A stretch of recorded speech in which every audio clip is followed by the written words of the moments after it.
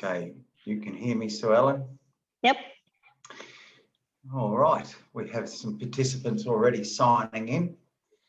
So we'll just wait until we get the ticker there up with all of the people coming in to join today's webinar. It's great to have Suellen with us today. Where are you, Suellen? You're down in Lake Macquarie, is that correct? Lake Macquarie, New South Wales. Very good. And I'm today up here in the Mooloolaba office, the head office of Multi-Hull Solutions, after a very successful Century Code boat show over the weekend that's just gone. And we had a fantastic outcome at that show. So it was very good. So we've been talking multi-hull solutions and Fountaine Pajot catamarans non-stop for the last few days, which is always good. Okay, we'll just wait for a few more people to join in with us today, and then we'll get rolling. Okay. I think my understanding is, Suellen, you last joined us and hosted a webinar for us in December, which was the tips from an owner for liveaboard cruising. And following the great response from that, the decision was made that we would have Suellen join us again to probably have a bit more of a focus on how to build confidence when you're coming into sailing at a mature age, and also a bit of a focus on coming into sailing as a lady, as a female. But we won't focus solely on that, but certainly it's about how you adapted and picked up sailing as a late starter. Not everyone sails from when they first started walking. So it's going to be a very entertaining webinar today. So we might just click over to the next slide now, if you don't mind, Suellen. Yep. It's all right, I understand. Yeah, don't worry, it does that. It was working earlier. We'll just wait, it's fine. Sometimes okay, there you go. Okay, so as we do with all of our webinars, which we are now running on a monthly basis, our next webinar will be at 11 a.m. Instead of the usual 2 p.m. because we're going to be dialing into our friends Sarah and Will from Hydrovane, and they're currently in Canada where they're living aboard their yacht. Many of you have probably seen the webinars we do with our partner John Hembrow from the Down Under Rally. And through John, we've connected with the couple here, Sarah and Will from Hydrovane. And they're going to give us a good introduction and a discussion on the current technologies with wind vanes, and also what's been developed and changed in that space. But they're also going to be talking to us about how their cruising experience is going, cruising as a family. They've got 2 twin boys, I think it is.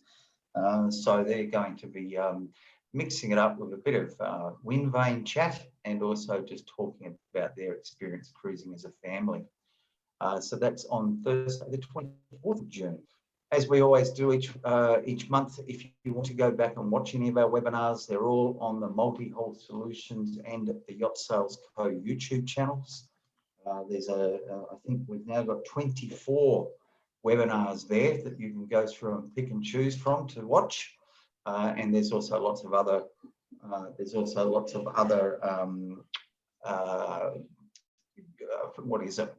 videos to watch there on the Multi-Hull Solutions YouTube channel. So clicking over the page.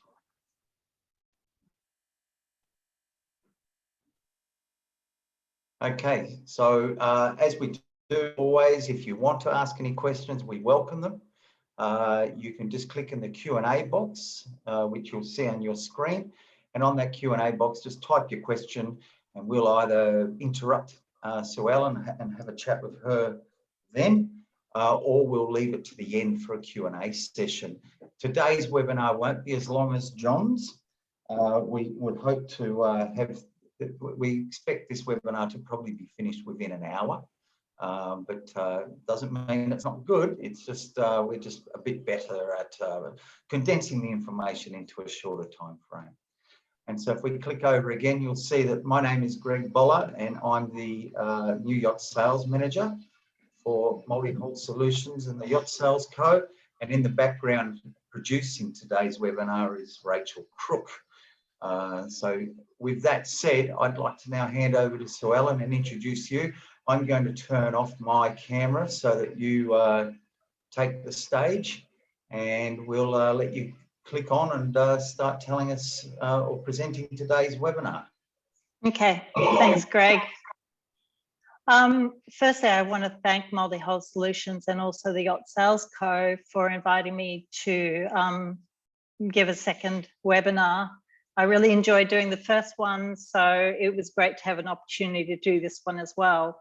So as Greg mentioned, I just wanted to share my experience as a late starter to sailing, and particularly how I developed a partnership with my husband and also kind of tried to work on improving my confidence. So while this talk may skew a little bit to husband and wife couples and my female perspective, it certainly is still relevant to anybody that may be in a partnership or a crew situation where there are different levels of knowledge, and you could be you could have less knowledge than, say, the other people. So I'm hoping there's enough in this for both the men and the women watching. So as Greg mentioned, my sailing journey, I guess, to use that overused word, started quite late in life. I actually started in my early 30s when I met my husband, as these things can happen.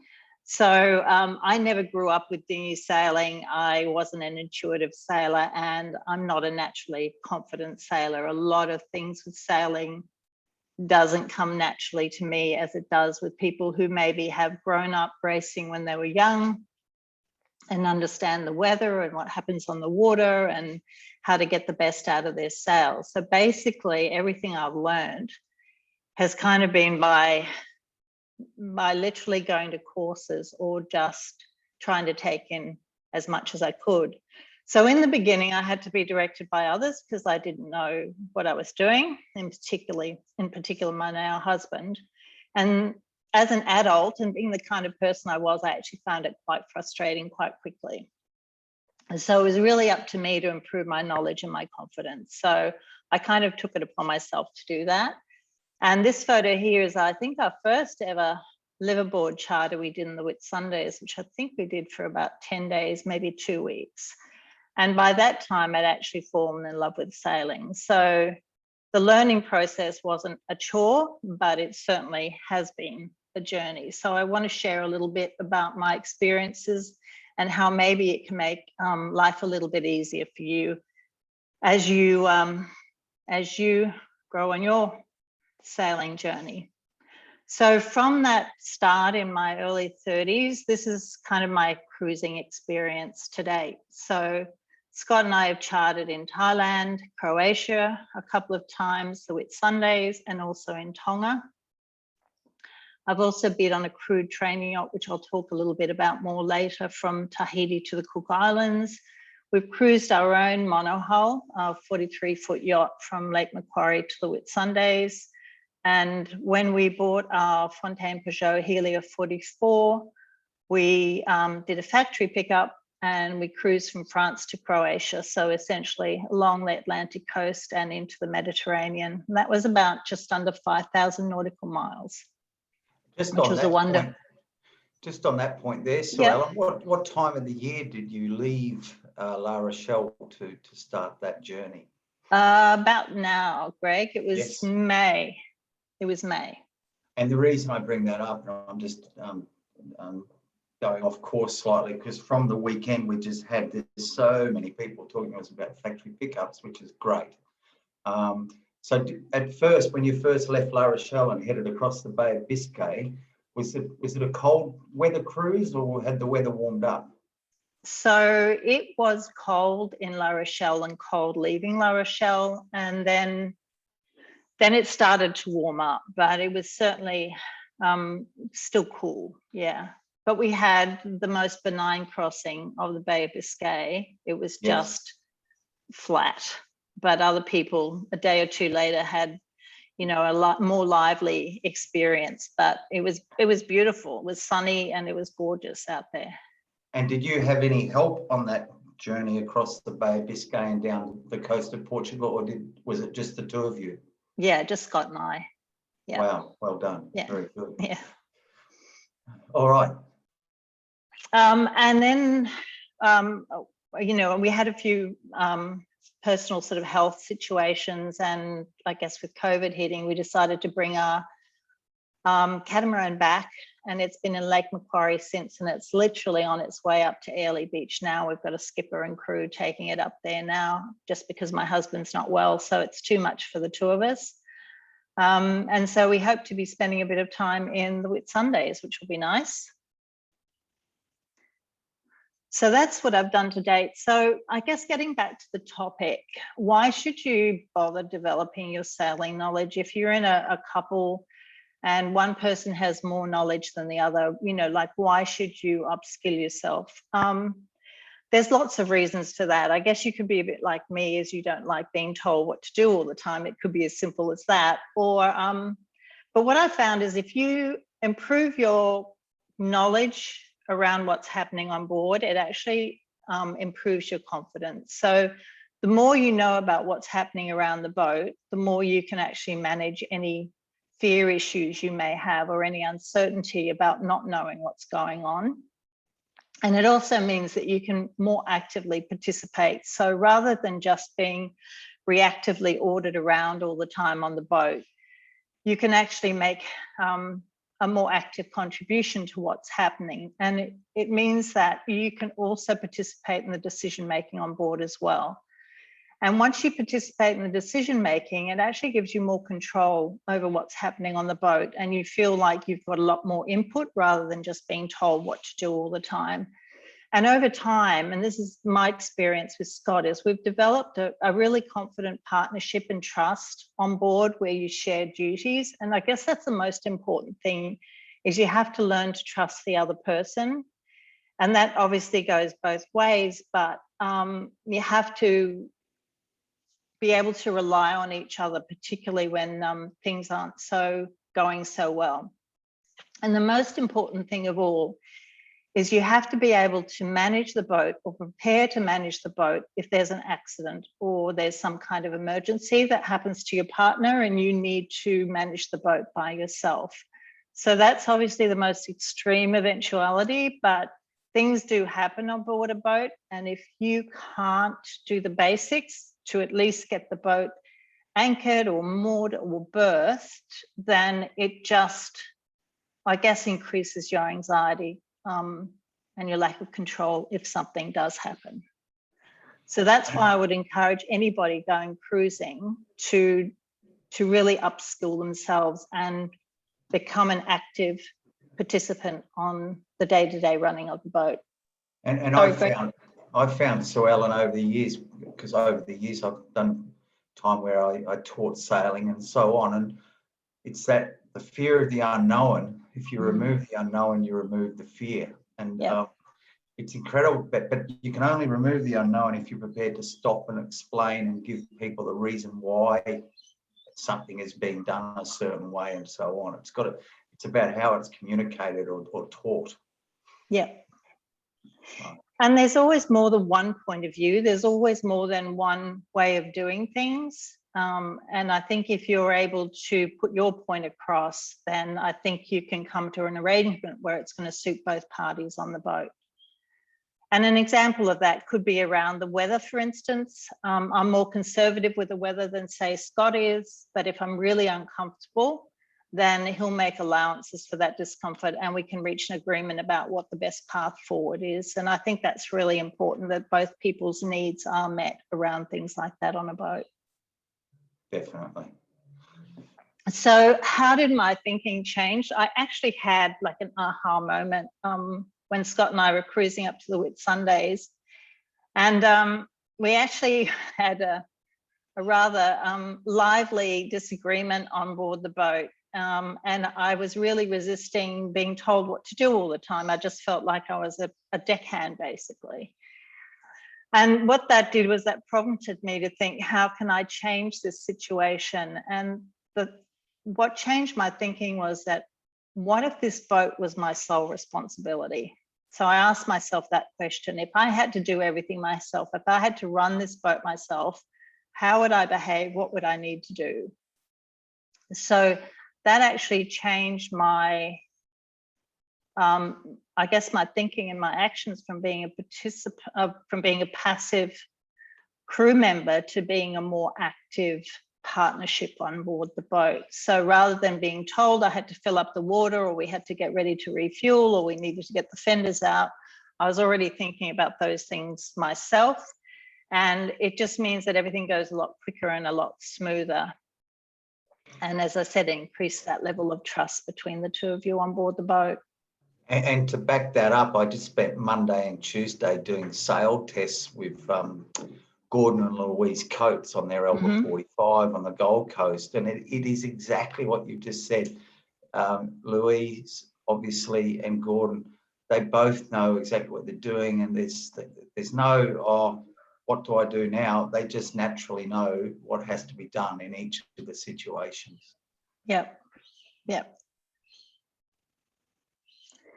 So if you're in the situation where I was maybe a few years ago, and I'm still learning all the time, I by no means know everything. I don't think anybody really can.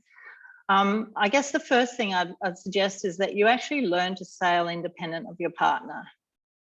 So obvious reasons for that is it avoids the potential frustration and the unnecessary pressure that you put on the partnership by relying on your partner to be your teacher. If you learn from somebody that is objective and is a professional, then you get a more structured point of view, more structured training, and you also develop the knowledge of different things and also a different perspective on how to do things that can actually help your sailing partnership, and you can actually contribute to the knowledge on board the boat.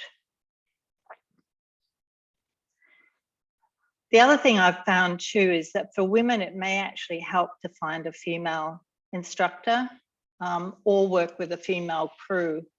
And while that sounds like a generalization, from personal experience, I've actually found I learned a lot from a female instructor, because not only do women have a different way of thinking, but we can't overcome problems by brute strength. So we have to find another way of overcoming something. So if there's an override on the winch, or if there's something that's stuck, some men can, you know, literally just muscle it and fix it, but we can't often. So it actually does help to learn from a female instructor about how to problem solve.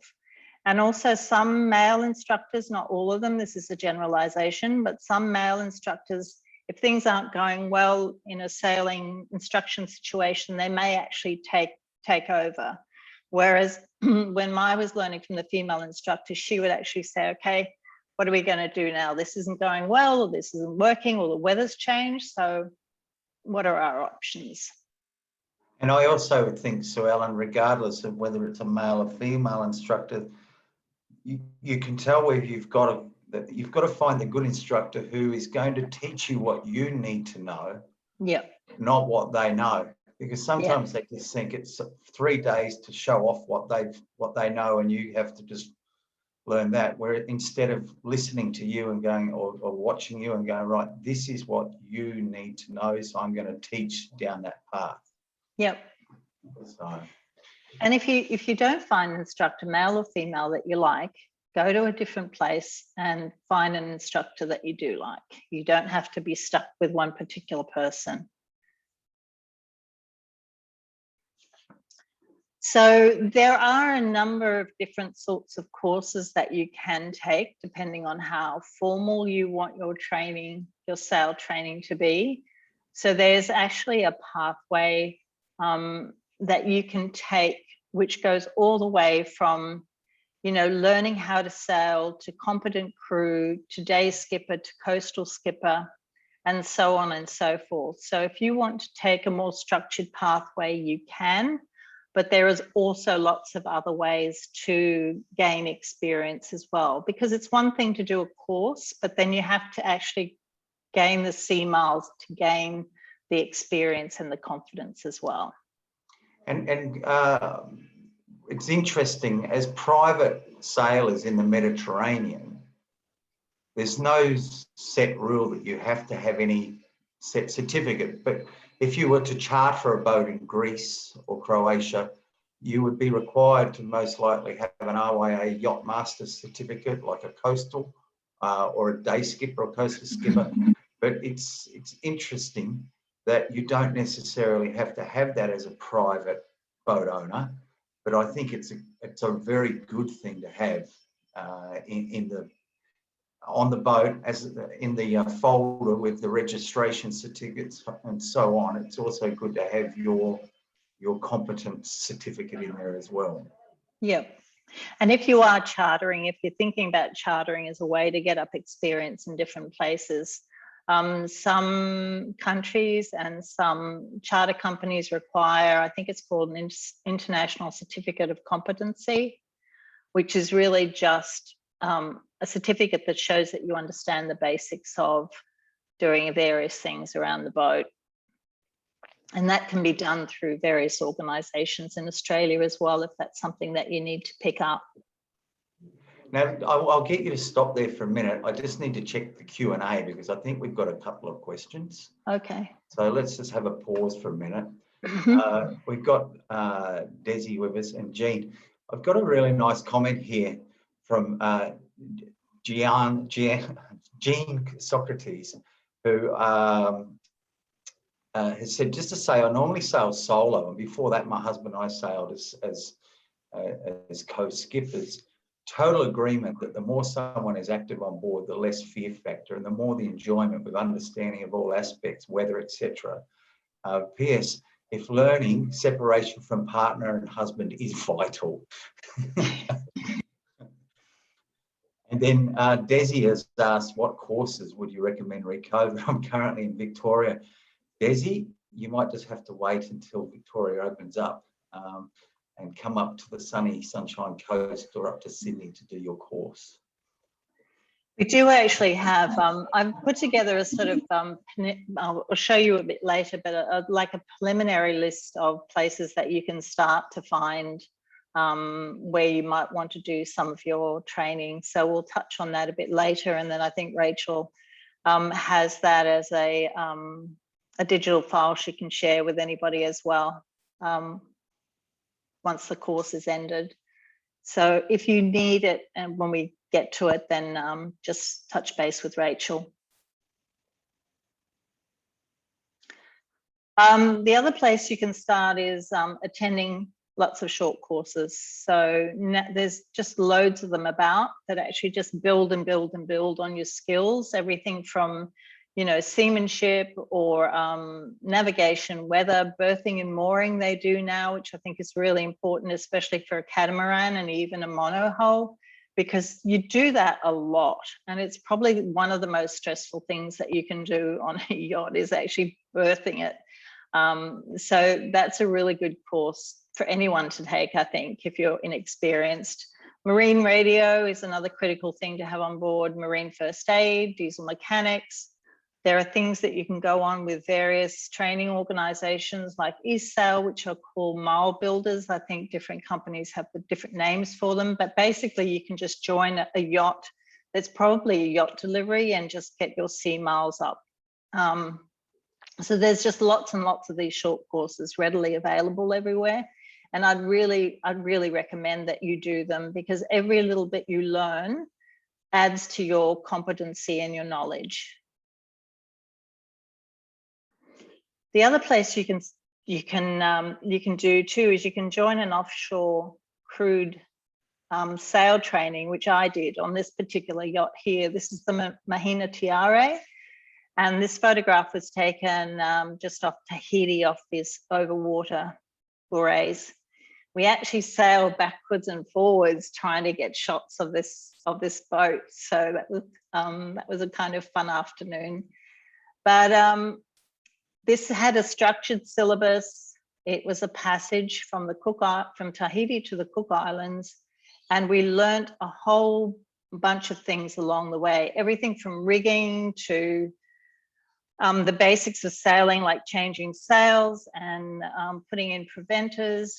And we also learnt things that you might not normally do if you're just cruising on your own yacht. So for instance, we had somebody go down and tangle a rope around the propeller, and each one of us had to go down and untangle that rope. So it really gives you the feeling of what it's like to be under the boat and having to do something like that, which could happen or could not, but at least you know how to do it. And the other thing we did was like a mid-ocean swim. So there's all sorts of different experiences that you can get from this crude sail training, which you would not get on your own yacht or even doing like a day course. So you learn all these different skills, you meet like-minded people, you increase your sail miles, you get to work under another skipper and see how they work, and you can do things like night passages as well. And the thing about this was that this is actually an ocean passage. So the reason why I did it was to actually see whether sailing, blue water sailing, was actually for me. And while I was horribly seasick, I loved it. And I just I have friends for life. So it was just one of the greatest experiences. But the one thing I will say is please make sure that anything that you do is well credentialed, and simply don't join a boat looking for a crew. That's just, you know, there's ads everywhere for people looking for crew, and it can be a nightmare for women. I've heard horror stories, and I know Rachel mentioned that she has as well. So just because you don't want to go on somebody's boat that has no idea, and if you don't know the skipper and you don't know how experienced they are, you do not want to put yourself and your safety in the hands of somebody that doesn't know what they're doing. So if you get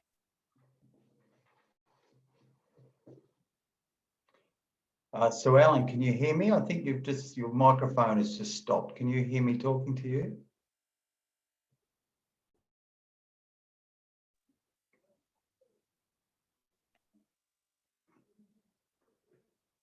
Rachel, can you hear Suellen? No, I cannot, Greg. Okay, so just hang on a minute. Oh, here she's back. Are you there, Suellen? Yep. Can you hear me? Yeah, you dropped out at the end of that previous slide. Do you mind just dropping back to it? Yeah. Yep. Because I did want to put my 2 bobs worth in. Okay, go, Greg.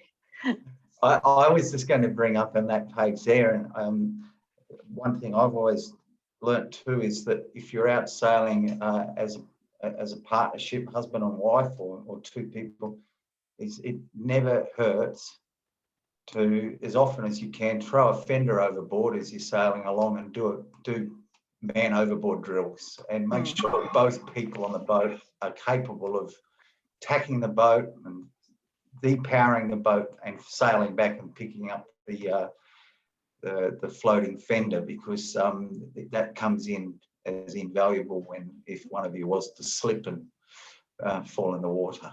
Yep. And that's the drills we did on the Mahina TRA too. So yes, you're dead right, Greg. That's really important. Okay. All right. So next slide. So you can join a racing crew, and I did some twilight sailing as well. And again, this is just a small water time, right? You get more experience in a different sailing situation. In some cases, it could be slightly higher pressure, particularly at the starts. It also improves your sail trimming knowledge, because everybody on the boat usually has a specific role on the boat, so you get good at a particular job, and you get the experience of working as part of a larger crew as well. So it's all about the boat dynamics, everybody knowing their jobs, and again, it's just more and more learning and more experience. And this is my wonderful dog Ben. He's a great boat dog, actually. He's taken to sailing quite well, apart from the couple of times that he's fallen in the water when he shouldn't have to. But anyway, he's great. Did you take Ben to Europe? No, No, we only got him after we got back. Okay, so I'm going to deviate off course again. Mm-hmm. A couple of people asked me on the weekend, did you come across anyone over in the Mediterranean who was sailing who had pets with them? Yes. Okay. Yes. All right. So English people who had dogs with them. yes. Yeah. Okay. And they had to have pet passports and things like that to sail in Europe. I wouldn't know what the rules are now since Brexit. That could be a whole other webinar, how to sail with It could pets. be. Yeah, it could be. Okay. All right. So I thought I'd just quickly run through the sorts of things that I did. I know I talked a little bit about my cruising experience, but I guess this is how things kind of cascaded for me. So I started off with day sailing. Then I did a competent crew course, and I also went twilight racing as well. And Scott and I did liveaboard charters in Australia and overseas. We bought our own 30-foot monohull, and I think the process of owning your own yacht really gives you a different perspective as opposed to chartering your own yacht or going day sailing, because there's a whole other thing you have to learn and look after when you actually own your own boat. So with the 30-footer, we did a lot of inshore sailing, and then I continued doing short courses to upskill. Then we upgraded to it was actually a 43-foot monohull, and we did more inshore and more offshore sailing. And again, I did more short courses, particularly when we were preparing to do the passage from Lake Macquarie to the Whitsundays. We did a lot more safety courses, which were great. Really highly recommended is safety at sea. And then I did that blue water training sail from Tahiti to the Cook Islands. And then we bought our own FP Helia 44. And as I said, we sailed from France to Croatia. So you can kind of see how I built up, well, my experience and also Scott's as well over a period of time by doing like little steps. It's not the same path for everybody, but that was mine. So these are my kind of recommendations for on board your own yacht. The first thing is you have to agree on who the ultimate skipper is. So while it can be a partnership, sometimes somebody has to have the last call, especially in emergencies. So you have to agree on who that person is. In our case, it's Scott, because he has more sailing experience than I am. But it's something that you do need to work out, because ultimately being on board a boat is not always a democracy. You can discuss and agree on the responsibilities on the boat based on your own interests and your natural skills. And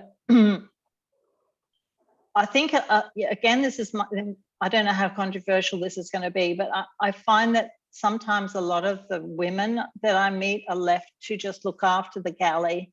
And that might be because of personal preferences, but I would just encourage people or encourage women especially, to broaden their interest of the boat beyond just the galley and the provisioning, if that's kind of how you've been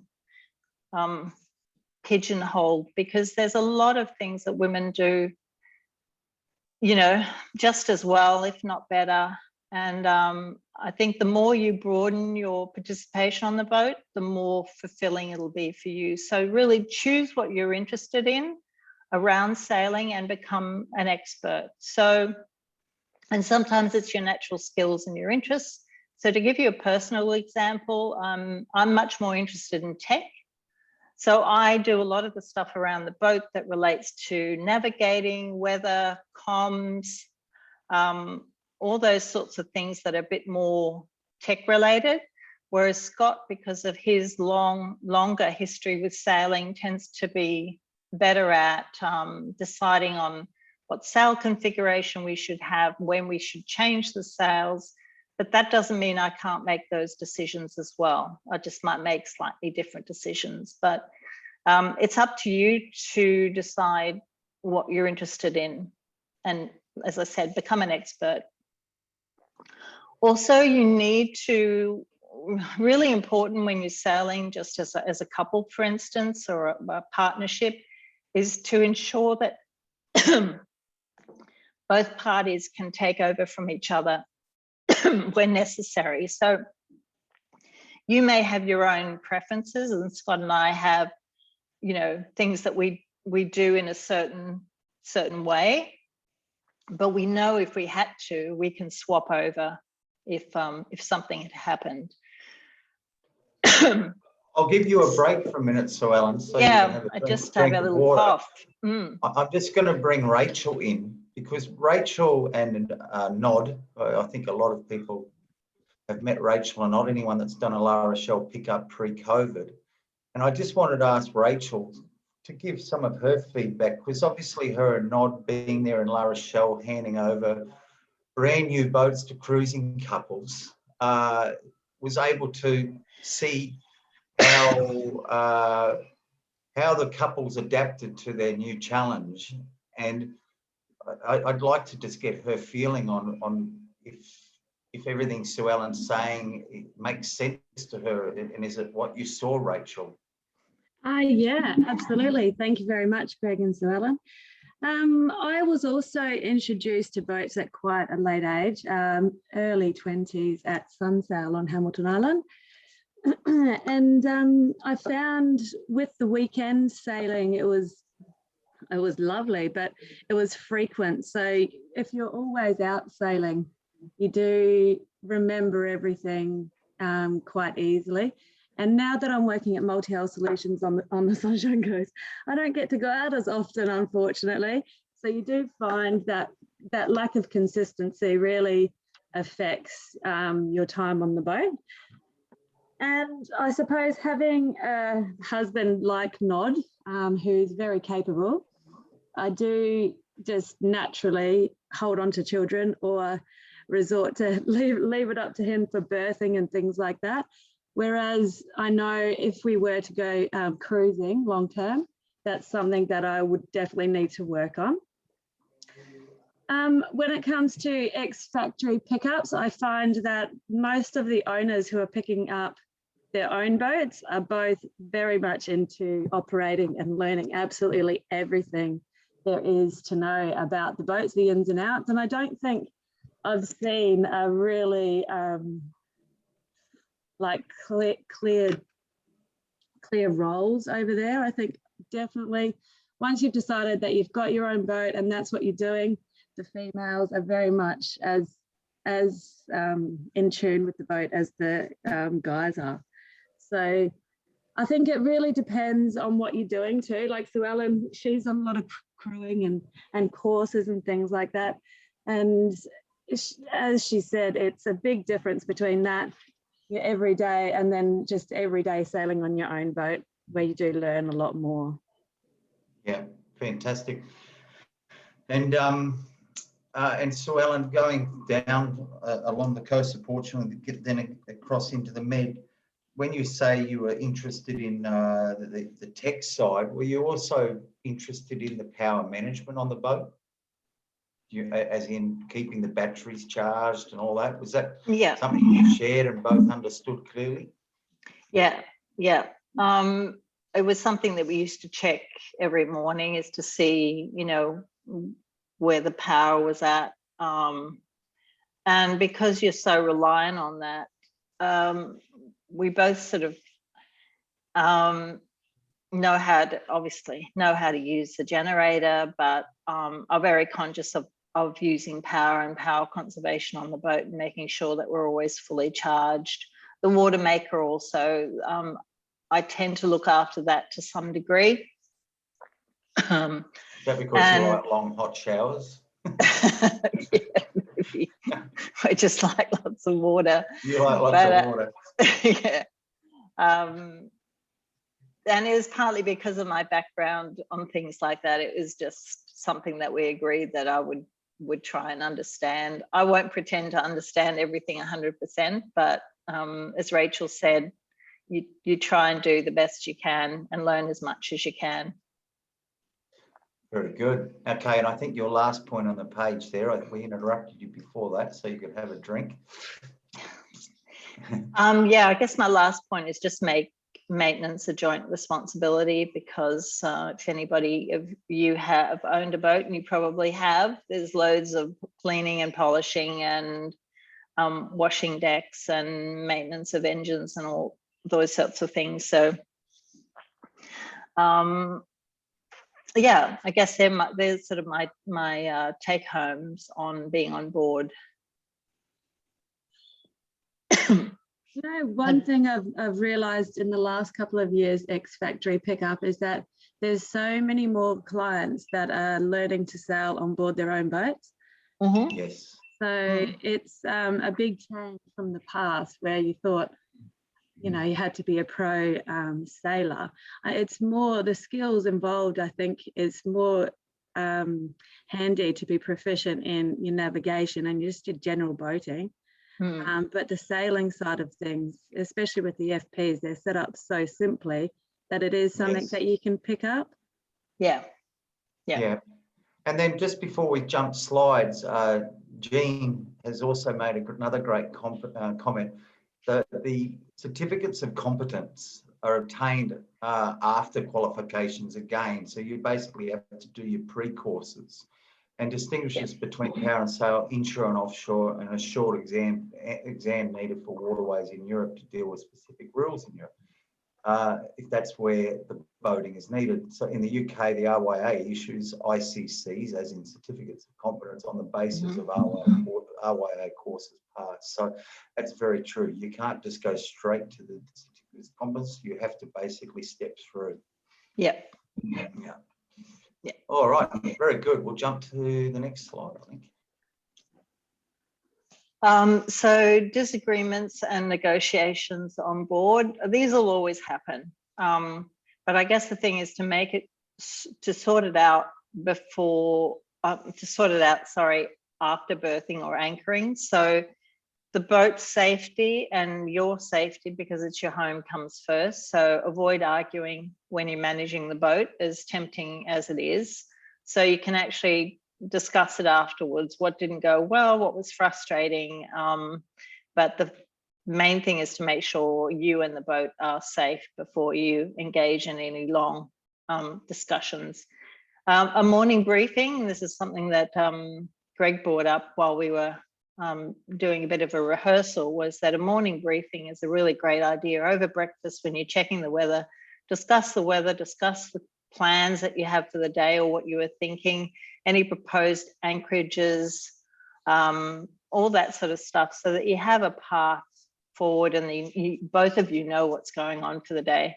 Talk through any concerns or worries you have. As I said earlier, you know, if the weather's worrying you or you're not happy with a particular anchorage, talk about those concerns and agree on a compromise if you have to, or an alternate way of doing things. If you don't want to go out in bad weather, you know, don't go out in bad weather. So it's just really about keeping an open line of communication and agreeing on a compromise, really. The other thing you can do is add technology to make things easier if your budget allows. And these little center headpieces, they're hands-free. We use them for docking, particularly. We use them in Europe, and they were fantastic, particularly as boats are getting bigger and bigger. The less shouting you have to do, the easier the communication is from the helm to the bow of the boat, the smoother things will go. So I really recommend these. They were great for us. And as I said, they are called marriage savers for a reason. This is the resource list that I've sort of put together with Rachel. And it's really just a starting point. It's not the be all and end all. And as I said earlier, Rachel can provide you a copy, but it just goes through some general sailing resources. If you're very new to sailing and you're interested in learning more, there's some Facebook groups and pages that you can belong to for women in particular. And also I've tried to find some sailing schools and female sailing instructors, if that's what you're interested in. So I've created a list of those as well. But also, you know, your local yacht club will probably have various courses or crews or races or things that you can join as well to increase your experience. So it's a matter of touching base with those, finding the club or the organization that suits you best and taking it from there. So it doesn't always have to be through a formal training school if that's not what you're after. And I think that's it from me. Are there any questions that maybe we haven't covered already? That's a record, Suellen. I can't believe we've almost come to the end already. But so yeah, It's 45 minutes, right, Craig? yeah. Desi just did add another comment there that she learnt the ropes. This is very interesting. I have learnt the ropes as we sailed around the Med on our Helia.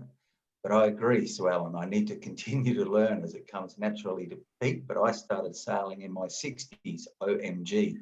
Oh, we intend great. to sail. That's great. So they're intending to sail their boat home with the Arc Rally. And I think that Arc Rally is just one of those ones that you talk about come up with the rules and have some boundaries. And in many respects, the Arc is a thing where someone else is helping to set those boundaries for you. Yeah. And you're cruising in company. So I think when you've got a nice routine on board and you know your boat, and I have to say really, and not is that our Helia 44 Wild Heart is one of the most comfortable boats we've lived aboard. And once you're in a really nice routine as a couple or a short-handed crew, it's the nicest feeling. It really is. So Suellen, when are you heading off to have your sailing time in the Whitsundays? We're leaving tomorrow to drive up north. Oh wow, okay. Yeah, and we'll then meet the boat up there. And are you going to have a fair length of time up there this season? Yeah, we're starting at 3 months and we're looking at maybe 5. Fantastic. Yeah. And Excuse me, coughing. No, you're right. And are you planning on restricting yourself to the Whitsunday group, or are you going to sail north up the coast, or what's the plan? The plan is, well, my plan is to avoid the milk run where I can. Yes. And I'd like to see more of the southern group down near Goldsmith and places like that. So I'd like to go where maybe a lot of the other people aren't.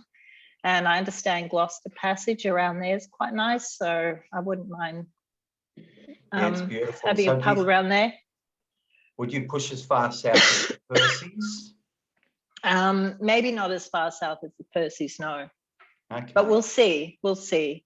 Yeah. And I wouldn't mind getting out to the reefs as well, although I understand they're pretty busy in good weather as well. So yeah. Oh, well, you'll have a great time. Yeah, I tend to like being where other boats aren't. I think you're right. I think it's going to be a busy season up there because without being allowed to go overseas, everyone is. I've been talking to some of the yacht charter company owners over the period of the boat show last weekend, and they're all saying they are the busiest they've ever been with forward bookings since the industry started. So, yeah. But that doesn't mean it will be. I don't think it's ever too crowded in the Whitsundays. So. I don't think it's ever like Europe. No. Okay, so Suellen, that was fantastic. I don't think we have any more questions at the moment. So we've got a couple of people saying thank you. That was very informative. It's one of those things where it's hard, isn't it, to know exactly what to talk about and how wide to make the scope of the discussion. But I think today was, I think you've done a great job of just encapsulating or capturing some of the key points. And Rachel in the background, thank you for your contribution today. It's been good to hear from you. I've just got a couple of Q&As there. Someone has just said, what communications do you have? Do you think HF radio is worthwhile? That's a good question. I think I know what you're going to say, but I'll let you say it. Okay. We had HF radio. We installed HF radio when we had our Jeanneau 43, and we hardly used it. So we in Europe we used our VHF, and also we had our Iridium Go, and those were our go-to communications. Personally, I don't feel the need for HF anymore. I think there are other ways to communicate. But that's my point of view. I don't know how you feel about it, Greg. Yeah, no, I tend to agree, and I think that's what generally seems to be the comment these days from people is because, as you know, HF can be very difficult. Not difficult. Difficult to use. No, it is. Yeah, difficult to use, difficult to listen to. Yeah. And as you say, the Iridium Go, as long as you've got a form of emergency communication, that's the key thing. So yeah. And often the HF used to be the way of getting weather when you weren't in touch with the coastal weather radio station. But now you can get your weather reports and that with your Iridium Go. So yeah. So and then then everyone has an opinion. So Jean's saying SSB is needed for cruises. So we can discuss that. And then as Jean said too, dinghy sailing is great for people starting out with no experience, and I 100% agree with that. It helps people get the feel of sailing. Yeah. Yes. So anyway, I think that's great for today. Rachel, I think we're all good to go. So Suellen, thank you very much. Maybe you're going to be away when the Sydney boat show's on, but maybe at one of our events face-to-face in the next year or so, we'll try to get you in and we can do a presentation where people can actually be there and talk. That'd be wonderful. I'd love that. Okay, so thank you very much, everyone. On that note, we're going to sign off for today's webinar, and we'll see you in 1 month's time to talk about wind vanes. All right. Thank you. Thanks, everyone. Thanks for listening. Bye-bye. Alan, bye.